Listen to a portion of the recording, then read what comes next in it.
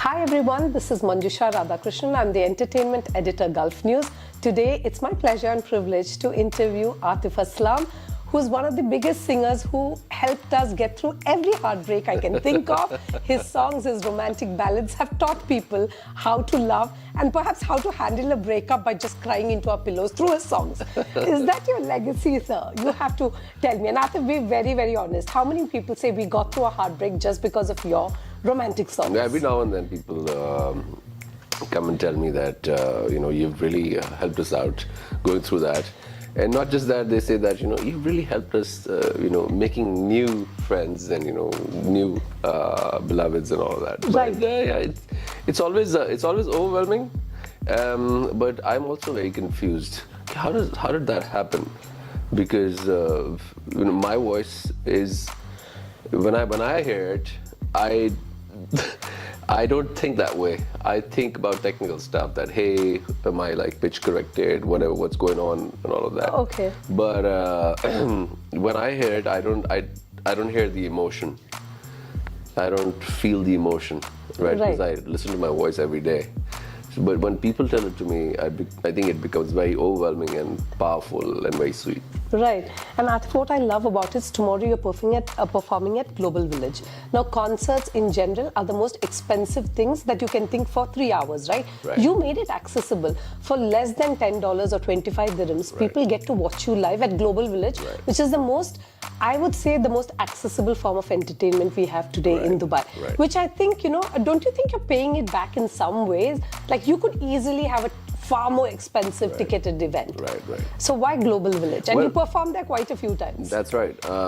Because I personally think that it becomes a festival as of to the rest of the performances. Every performance, every arena has a speciality. And, for example, Coca-Cola Arena offers like a limited amount of people, and it's very exclusive as well. You feel like a rock star. That's right. But, I personally enjoy more masses because their roar is something that feeds me. And while we were performing, when they start singing my songs, it's like a different aura altogether. Really? And yes, absolutely. Provided that, the management and the people are very fine and all of that. But it has always been a pleasure performing at the Global Village. Right. Because you get to see all sorts of people, like from different countries. I get to see people from Afghanistan, Bhutan, Nepal, India, Malaysia, Indonesia, Philippines, and Pakistan. So, it's just overwhelming. No, what I love is some people have no clue who is the performer. Okay, let's say a Shah Rukh Khan is there. They're like, who is he? And it's so funny explaining to them. And they just say, it's also in a weird way, it bridges kind of like if there was a star I was not aware of and he's on stage, I would be quite kicked I saw somebody. You know what I mean? Absolutely. In a weird way, it kind of is paying it back. And for that matter, I think the ticket price doesn't matter.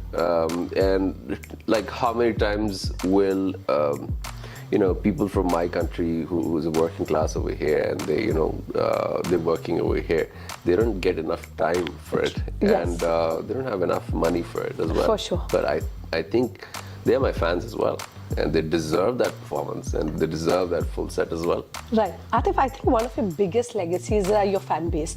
My God, we do anything about you. You are an SEO magnet, which is search engine optimization. Just letting you know, that's what we are all judged by. I didn't know about that. Yes, you are an SEO magnet, sir, and you should be proud of it. Anything about Atif Aslam performing at Global Village, it takes off. To me and for you, for that, we are forever grateful. But you need to tell me, do you think fans are your biggest strength? Absolutely. I mean, an artist is nothing without fans. I mean, if they love you, they give you so much energy where you create new stuff. But I think when an artist is so busy in creating stuff and performing for them and getting busy and all of that, an artist somehow loses the connection between the fans and himself. For sure. I'm very thankful and very honored that whenever I communicate with them, they respond and they're waiting for something to sort of look up to, and they're like, "Aapne ye kiya tha na, aapko yaad hai?" Like, for example, I met these kids in Istanbul, at the Istanbul airport. Yes. And they were they were at some trip from their school. There were about a bunch of 10, 15 people, and they said that, why didn't you come to our school? You went to some other school and you surprised them. Why didn't you surprise us? Right. And I was like, wow, that's awesome. I mean, they're watching this stuff, they're loving it, and they expect me to be in their schools as well, which is beautiful, and that's how I feel the connection. Right, Atif, but today the world is changing. Yeah. There's AI that has come in.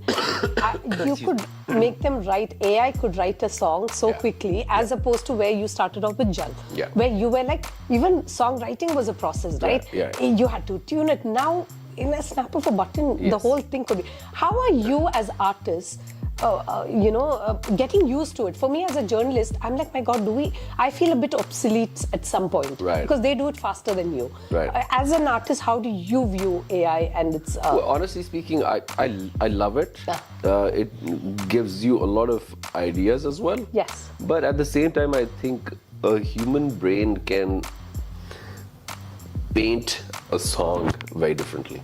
You still believe that? Of course. Absolutely. Creativity doesn't, that human emotions, right? Absolutely. That come with... I think the AI will give you like 5 to 6 options. Yes. But in terms of the lyrics, I don't think it's still that advanced where, it can tell me something about Urdu or like language-wise and all of that. I think there's a lot more room for that. Right. But when you're thinking in terms of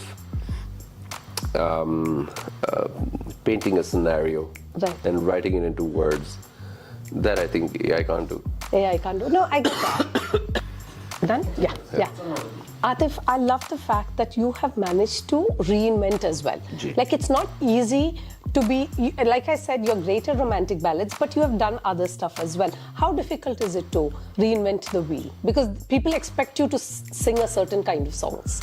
Well, to be honest, if you, when you're connected with the fans, I think you have like you take a certain direction. You get to know what they want. And they're two different things if you want to create music for yourself or for the fans. So you've given something to them over the years that they wanted. But now as an artist, you feel responsible that, okay, fine, where's your artist? Where's your art? So you create what you want to create. Right. And that's how it continues. And that's how you reinvent and you mix both. Right. And Atif, what kind of artistic phase are you in right now? If you had to sum it up, I could say I'm chasing the numbers. As a journalist, I'm giving you, I want numbers. That's it. Right, Whether the quality is great, I'm not so sure. Have I done better interviews? Of course I have. Right. But right now I'm chasing. What phase are you in your career? I think I have really, how would I say? Let me just put it in the right way. I really kept my personality away from fans. They did not see what they see now because they've never seen the funnier side of this guy. They always thought that he's some serious kind of a guy and there's some mystery around this guy. But having said that, and he's making serious songs and he's creating romantic songs, there must be something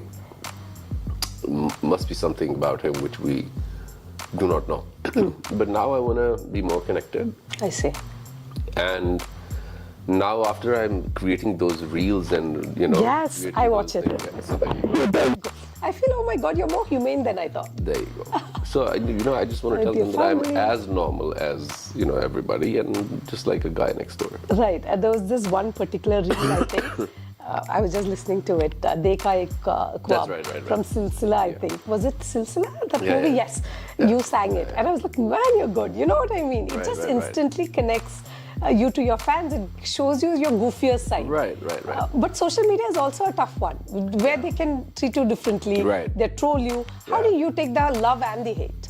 Well, I think when they start calling you a legend, I love it. They're not trolling you. That's fact. When they Hashtag fact. Well, I don't think so, but I think there's a long way to go. When they start calling you a legend, and they think that there's a legacy, and I'm like, wait a minute, I have not done enough yet. I have to do a lot of more stuff to be called a legend. Right. And when people troll, I always tell it to myself that where were these people when you created magic all these times? Did they write about you? Were they there? They did not appreciate you. If they were like a fan and they were like, oh man, I'm the biggest fan and I wanted to do this and Atif has done something unbelievable and amazing. They were never there. So you don't take fame too seriously. That's what I'm saying. Like, for example, if I've created a very big hit and I'm giving like constant 10 hits, for example, if I'm creating hits and I've given like the constant hits. Yes. So the same people never wrote about that. Fair enough. So you're very grounded that they never way. They didn't appreciate. So why take them serious when they're trolling you? Right. Right. They were never there. They never were in my life. But that's good. So it doesn't matter. No, Atif, I remember meeting you in your 20s. You had a guitar strapped to you. You were serenading. I think you were in a better, what do you say? A far more like artistic face in terms of, you wanted to show this is what I created. Right. And I remember that part. What would you tell that 20-year-old self? I feel at that point you were very easy. You wanted to prove. There was that fire as well. And after some time you realize, okay, I do things at my pace. Yeah. When did that switch happen? Well, the thing is that the country where I come from, it's not easy to be an artist. It's not easy to become this big. True. I would, I don't want to say challenge is the wrong word. I would really appreciate it if all music. Do you listen to your own music when you're heartbroken?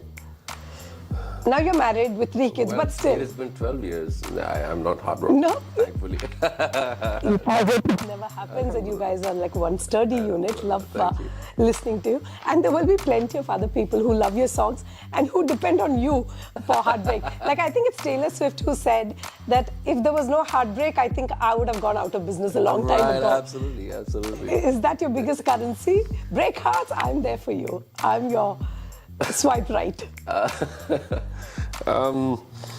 Yes, but people have called me like this love romantic chocolate, like whatever you call chocolate hero pe jo awaaz aati hai. Yes. That he is awesome playback singer for the Chocolate Heroes and all of that. But I don't think it's just breakup. I think people relate and associate the songs with very different scenarios as well. That they're friends that we were together and we are not there anymore. There were memories that we shared, and we think of those, and some of the best times that we had while listening to the Qawwali. We're connected spiritually and transported. So all sorts of comments that I receive, and I'm very thankful to all my fans that they listen to it so carefully and they look forward to it. Thank you so much, Atif, for entertaining us with one great song at a time.